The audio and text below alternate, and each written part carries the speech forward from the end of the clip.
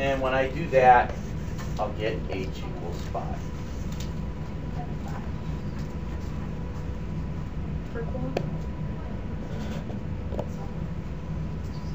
All right, let's go ahead and take a look at example 2.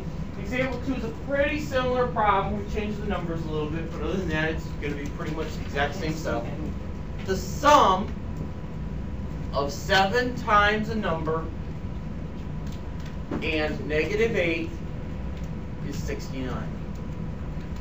The sum, S-U-M, of 7 times a number and negative 8 is 69. All right, so once again, the first thing we run into is in caps for us, it's a sum. Sum means I'm going to use what mathematical symbol? Plus. I have to use a plus sign, that's a problem. All right, the next part then, 7 times a number. 7 times a number. Christian, what do you want the unnumber to be? Pick your variable. Z. Okay, so we've got 7 times a number, or 7 times the variable, and since he picked z, that's going to be 7 times z.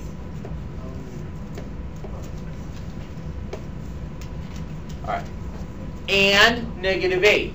Now, obviously, we have something before the addition sign. We don't have anything after, so the negative 8 is going to go after.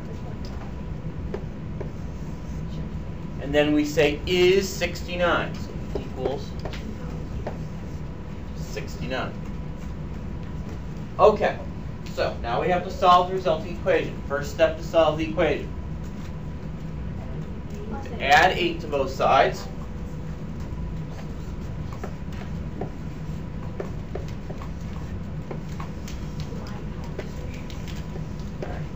When I do that, I'll get 7c equals 77.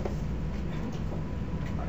Multiplication problem. Multiplication problem best solved by doing what? Dividing. Dividing. Good. What am I going to divide each side by? 7. Good.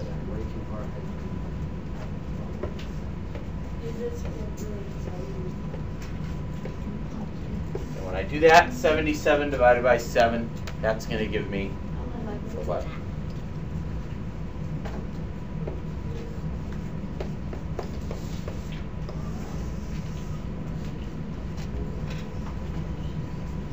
Okay, example 3, we see a little bit of variation finally in that we're not going to just use addition and multiplication, or they try and mix it up a little bit.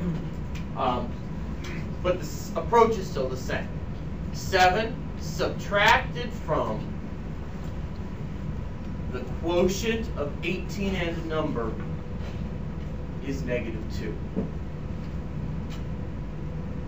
7 subtracted from the quotient of 18 and a number is negative 2.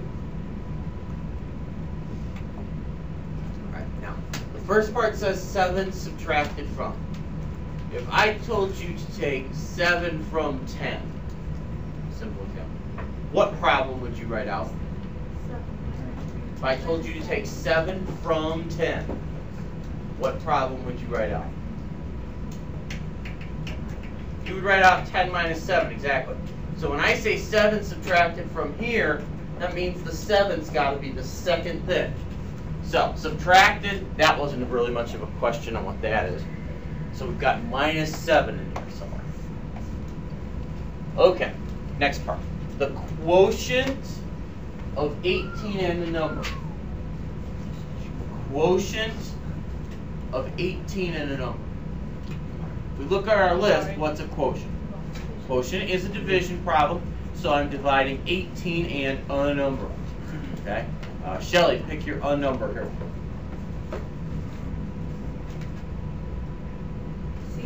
C, okay. So 18 divided by C, 18 over C.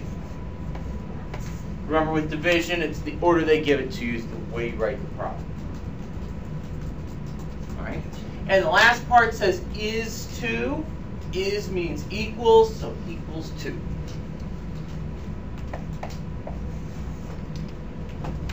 Okay.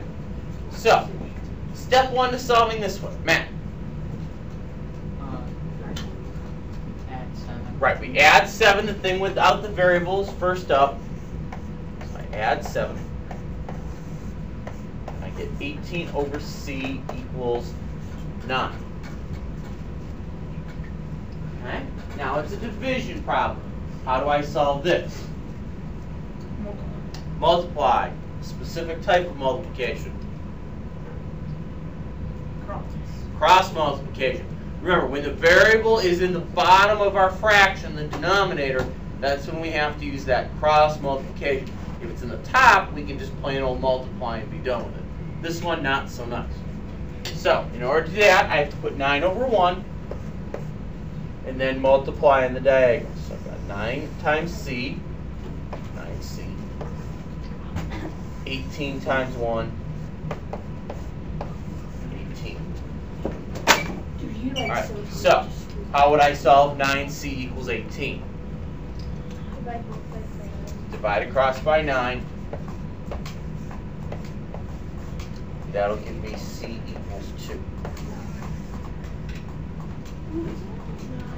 That was confusing. All right. The last one, example 4, is a little bit different, a different type of two-step equation anyway, in that we're really not going to solve it using rules of 2 steps, but it's still going to require you use 2 steps. The product of 8 squared divided by 16 and a number is 24.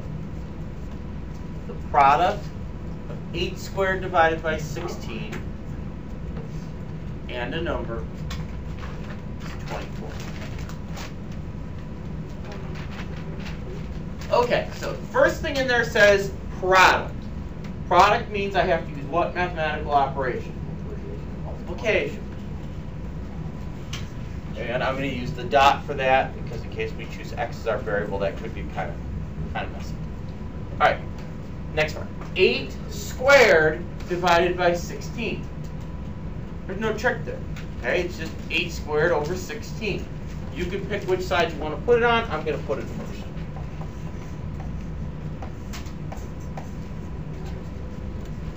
And a number. So the unnumber, that's where you get to pick your variable. Corey, what variable you want to use? N, fine. So we got 8 squared divided by 16 times n is 24. So equals 24. Okay, so let's work on the 8 squared divided by 16 part. 8 squared is going to give me 64. So I've got 64 over 16 times n equals 24. 64 divided by 16, plain old arithmetic there. 64 divided by 16 is 4. So I've got 4 times n equals 24. A plain old multiplication problem. How do I undo multiplication? Divide. So I have to divide across by 4 here. 24 divided by 4 is indeed 6. That's not so hard.